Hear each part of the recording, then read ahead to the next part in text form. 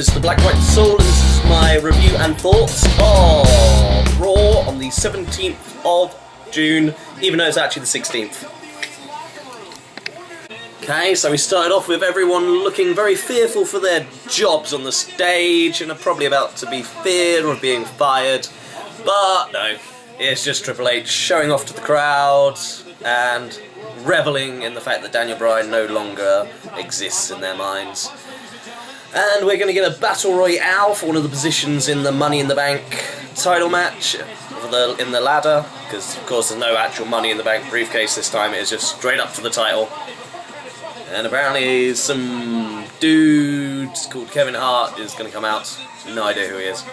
But we're then also going to get John Cena competing for his chance to go in it with Kane in that stretcher match Daniel Bryan was meant to be in. Because a stretcher match is the match you should put someone coming in neck surgery. If Daniel Bryan came back and his first match after neck surgery was a stretcher match, don't think that would have been good anyway, so maybe it's best he's having some time off. But that is a very old picture of Seth Rollins they're having there. Either that or a brand new one, but it looks like his NXT pictures. Right. And here comes my man crush. I do love Dolph Ziggler in every sense of the word. And he'll be facing off against Seth Rollins, who frankly is another guy I like. And I think WWE are probably going to try and slot him into the CM Punk role, because he does fit that sort of demographic. Let's see how these two do in a match. It's probably going to be good. Wow. Shockingly, it was a good match. Apart from the finish got interrupted, but that's kind of what we expected. Can expect good things from these in the future. From Seth and Ziggler in the future. But as the match was coming to a close, Seth hits the curb stomp, and then Ambrose just flies out of nowhere looking like some sort of crazy biker, because he's like dropped the Shield clothing and is in jeans and a leather jacket today. And just does not look safe being around other people. I can't help but think that he's just going to be committed sooner or later. But I can't wait. These are the two. I don't really care about Roman Reigns getting involved in this. I really just want the Seth and Ambrose feud. Those are the two that sort of are more connected. Reigns was always just the guy who was around, throwing furniture around. But yeah, I can't wait to see this, but unfortunately Triple H won't let this happen tonight, as he appears on the screen as God, standing over his chosen prodigy of Seth, and tells Ambrose he is going to be in a match, but is afraid he's got some bad news, because that's apparently how Americans do the British accent, because that's how we all sound. And we're going to get a match between Barrett and Ambrose, which again, it'll be very shocked if this is a bad match. So let's see how that one goes. Like the Ziggler and Seth, another really good match, but again, it got interfered because Seth interfered in this match, so they just one-upped each other. Let's try this again. Okay, as I said, Seth and Ambrose both interfered in their matches, but again, these have both been phenomenal matches, would like to see again in the future. Though Ambrose, bit unstable, finally gets his hands on Seth, but is really annoyed that he got counted out in this match against Barrett that had no real meaning at the end of the day. But because of who Ambrose is, he's decides he's not really gonna take this from Barrett, so he smashes his face into the floor. And then we hear brand new music from Ambrose, as well as Seth Rollins today. So the Shield is definitely done. Not bad music, it's very generic-y rocky, but at least they're a hell of a lot better than Cesaro's awful music. I don't like the sirens. It's not that bad. It is, it's bad. The sirens are annoying. Keep vlogging. Yeah, and then we've got Vicky Guerrero, the height of power and influence in the backstage, who's basically now just a maid. So of course, Roman Reigns is talking to her about getting him in the Battle Royale, and she's like, no, because she's delivering coffee to the Authority. But, because Roman Reigns is such a connoisseur of coffee, he notices from a glance that there is no sweetener in it. So sends Vicky off to get some sweetener, while he completely inconspicuously just puts his back to the camera. So I'm glad. So as long as Triple H and Stephanie don't watch the program they're a part of, they won't notice this whatsoever. And then sort of turns back. Vicky comes back just in time, sneezes again for some unknown reason, and then takes the coffee off. And then I got distracted because then we get good old Bray saying, "Cleveland, we're here." So we get that lovely visual of Bray and the Wyatts coming down with the fantastic and some really, really bright cameras with their torches shining. Nice twinkling of stars. Fits the nice mellow character of Bray Wyatt. And he's talking about how he is going to get all the power when he gets those titles. Would be interesting to see him get them, but I think it's a bit too soon. And then as he's going into his promo, we've got a bit of a fella coming out with old Sheamus, and he wants to fight, and instead of having the whole world in his hands... I know, that's a really bad accent, isn't it? He's going to be putting his boot down Bray Wyatt's throat. And these two start off, good brawly match. And as the Wyatts are coming around, about to get the numbers game on Sheamus, we get the old Usos coming out. And then we're all evened up going into the commercial break. Let's see how this match finishes. So, match carried on, and then it went into bits of shambles. We got ladders involved, and it bounced off Eric Rowan's head. This is quite a big target. But before that, we had Sheamus holding the ladder down, and the Usos decided to run up it at the same time. Just orderly fashion, one after the other, would have worked a bit better, but it still worked. Unfortunately, the big crazy ladder spot came from two people that won't be anywhere near the ladders in the ladder match. So we've got potential there of Sheamus holding the ladder for someone else. But with these two, they're quite versed in hardcore, so I think there's just going to be some nasty spots on the outside. Bray did get the old steamroller from Sheamus on the outside and just hit like a sack of spuds on the floor. This is going to be interesting, but I really don't know where we're going to go with the title at the moment. It's all up in the air. I like that one. Heath Slater, the one-man band in the ring. And then we hear Rusev. I always get his name wrong. Rusev, his music. And we know where this is going to go. Lana doesn't get a chance to speak this time. Comes out. Heath gets a bit of microphone time, gets over as a babyface, punches him, and kick to the face, camel clutch, done. Just building up. I just want him to actually have a feud with someone. Give him actually a storyline to get his teeth into. He's a good wrestler. Let him show it. And we get a backstage segment with Triple H standing next to the toilet that Stephanie is coughing in. Vomiting, apparently. Blames Vicky Guerrero, sends her in to tend to Steph, and basically the scene from The Exorcist. Vomit flies into Vicky Guerrero's face, just like so much semen has to Chyna's, and even gets some in her mouth. Oh, that's just... this seems like a few years since we've had this kind of storyline happen. I think Eddie Guerrero did it better. And it's like, so it wasn't sneezing powder like it looked like initially. It wasn't like laxative. Roman Reigns just flat out poisoned the boss.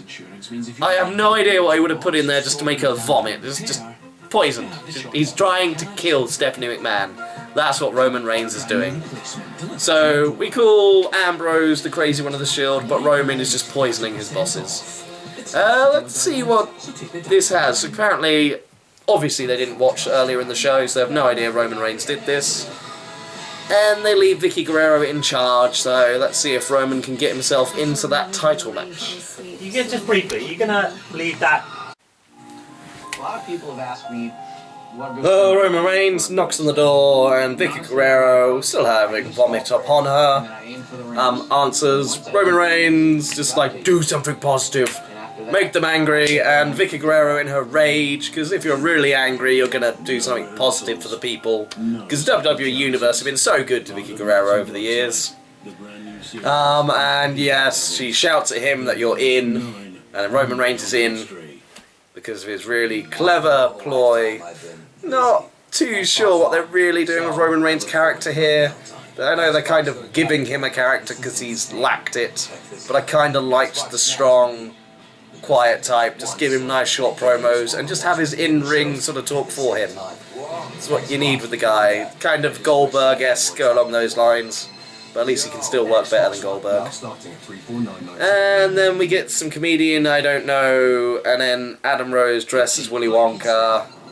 And I don't know, they're making the comedian a heel, but then he walks off humming the Rosebuds, so I don't know where that's going. I assume after he's on commentary in an Adam Rose match, he's going to join the Exotic Express, and that's basically it. No purpose. You appear to be in a financial Midget in the summer. And we get a mixed tag match between Fandango and Layla versus Adam Rose and Summer Rae. Summer Rae is still quite heely in just her general persona, but the crowd are behind her because, well, Fandango was a dick, basically. And Layla's a bitch, so it all works out. Basically, there was no match. They had a few little exchanges and then just turned into Summer Rae really legging it after Layla. And then basically party foul, we're done. And then the celebrity joins in with Adam Rose, and they do the falling into the crowd themselves, and they get taken off as the Rosebuds.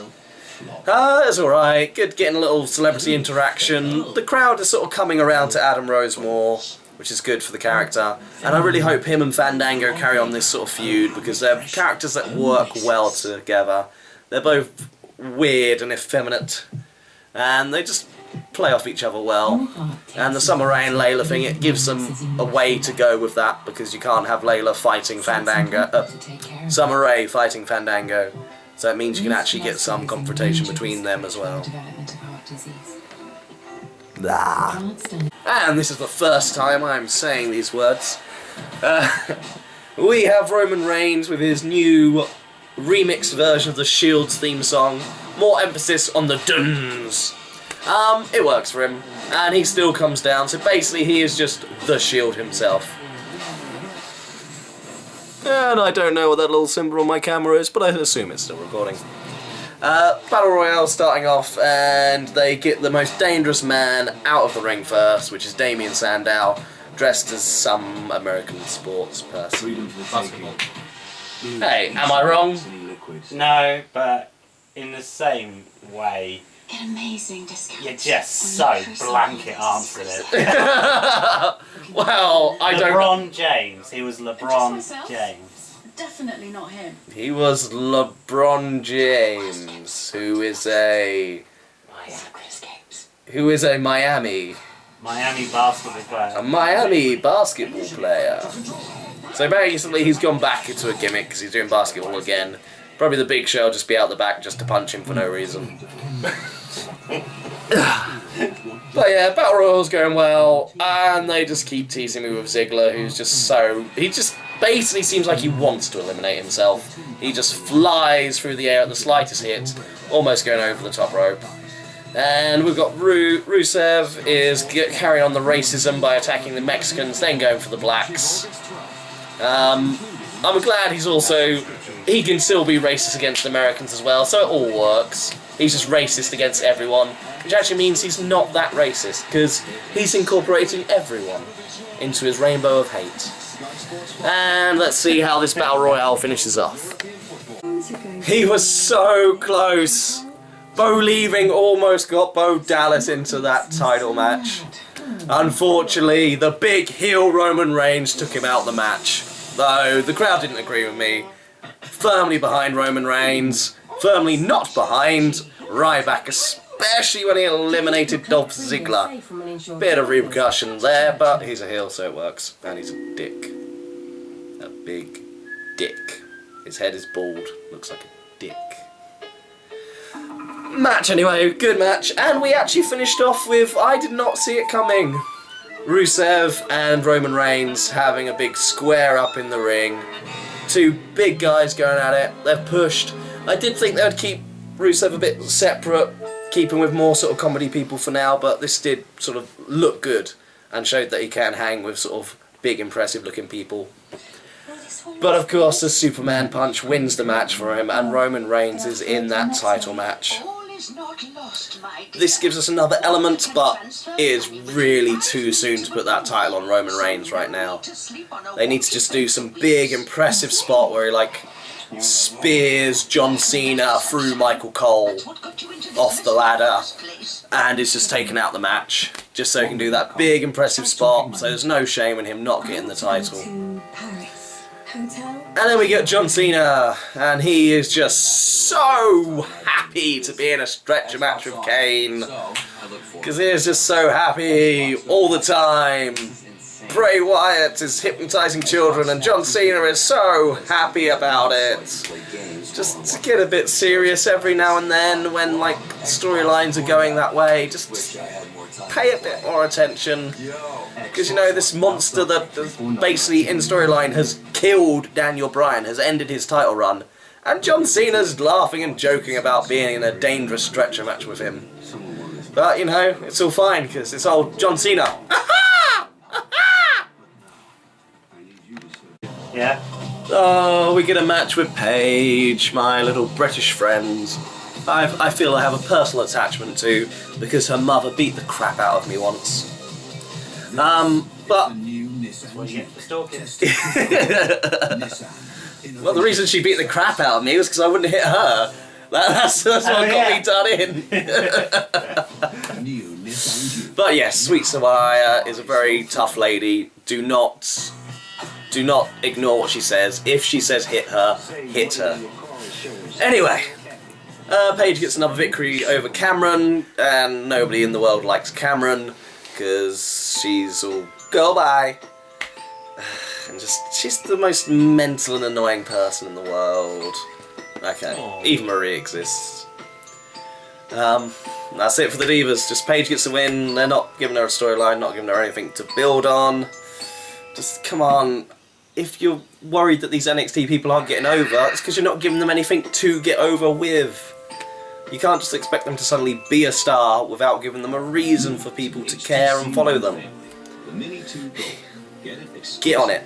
Or Sweet Soraya will kick your ass, and Ricky Knight will probably stab you because he's a thug and been in jail. But a good guy. Please don't stab me. I don't know what I just saw. We get Goldust come out for his 50,000th match against Ryback this year. And this partner. Well, music hits, quite sort of like theatrical music. And then a man emerges, basically looking like Goldust, but he's galactic.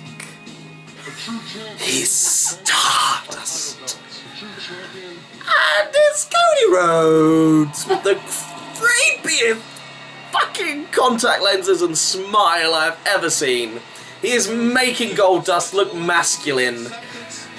And he is fully living this gimmick. His body language, his mannerisms, they're all just working with this. He's changed his in-ring style, his moves, he's adapted them, and he gets his win. I have no idea what I thought we were heading for the breakup, which has been teased for like the last 3 years now. But now they are more of a tag team than ever. I can't wait to see a backstage segment and see how Cody is in a backstage segment. And Jesus Christ, one Goldust was enough, but now with two of them and a more creepy, smiley looking version, God help whoever has to interview them. I'm actually quite excited to see where this goes, and I've only come to that decision halfway through rambling into this camera. And that's our main event of the night, is John Cena versus Kane in a stretcher match. They're going with the weird rules where you've just got to push them past the yellow line. I think that's stupid, and especially since you've got the ambulance there, just have them strap them onto it and put them in the ambulance. It just has a better visual. But no, this is how we're doing it. All in all, it's not a bad match. It's just kind of what you expected. But I do like the fact that John Cena has kept his new signature move of just launching the ring steps at his opponent's face from the ring. Beautiful move. Thankfully Kane gets his hands up, but there's no blaming him, because even though he got his hands up, he got sent sliding across the floor when this connected. As Cena's getting close to the victory, Seth Rollins gets involved and attacks him, along with the Viper, Randy Orton, who's fresh off his holiday, feeling good, because he's not done anything in months. And they attack Cena, and then Ambrose comes in for the save. Not a single sign of Roman Reigns, so apparently he's not that mad at Seth. He's a very forgiving guy, he's joking, he poisons his bosses, he manipulates women. That's what we want from the big silent protagonist of the, well, who is just the Shield himself now. But Ambrose is in there and he's wild. Love Ambrose. Eventually gets the better taken of him by Kane, chokeslamming him. And then we've got Cena and Kane again. They're battling back and forth on the entrance ramp. Cena's about to push Kane across it, but of course he gets grabbed around the throat. This leads to a little exchange of who's going to throw who, and then it's the attitude adjustment onto the soft, padded stretcher, and rolls across the line. And then that's it, Cena's in the match. Kind of what you expected. I know a lot of people on the internet, but really, would you prefer Kane in the match? Cena's your safe bet. As to where things are going, we have our men. We have Roman Reigns, we have Bray Wyatt, we have Alberto Del Rio, we have Sheamus, we have Randy Orton, we now have Cena as well, and Antonio Cesaro. Yeah, this is a tough one, because you got three up-and-comers that really, it seems too early to get a title on them. Roman Reigns just really does not seem ready for that title. He's just not got the vocal side in him yet. A solid in-ringer, not like the best in the world, but a solid. You got Bray, who I feel if he gets that title and does not succeed, it will do him a lot of damage. But again, he's sort of out of the young bucks, he seems the one that's ready for it. You've got Antonio Cesaro, who's just a phenomenal in-ring wrestler, decent talker, but he's got Heyman absolutely making up for that side of him. So he could have a lengthy title run, but again, he's just not really been pushed to the stars yet. It seems just a bit rushed. Then you've got Alberto, who exists. He's just, basically for me, he's the equivalent of Eva Marie, but male form. You've got Sheamus, who's stale, but also a champion. But again, would it really be any good on him? And then you've got Cena, who's just your solid go-to guy. And Randy Orton, who again is just sort of a solid, safe choice, and will just carry on the corporate feud if he wins. So I have to be honest. If I have to pick, I'm picking the title to go on Cena. That's who I think it will be. And then you can go many ways with that. Like, he can feud then with the Authority for a while. He's already said he's like been an ambassador for Daniel Bryan while he's been injured. So you can then have them team up against the Authority, and then eventually split off and go against each other for the title again. Or you can then have him drop the title to someone else. It just... yeah, very confusing time at the moment in WWE. Still not quite as confusing as Stardust, but we'll see more of that hopefully in the week. Until next time, TTFN.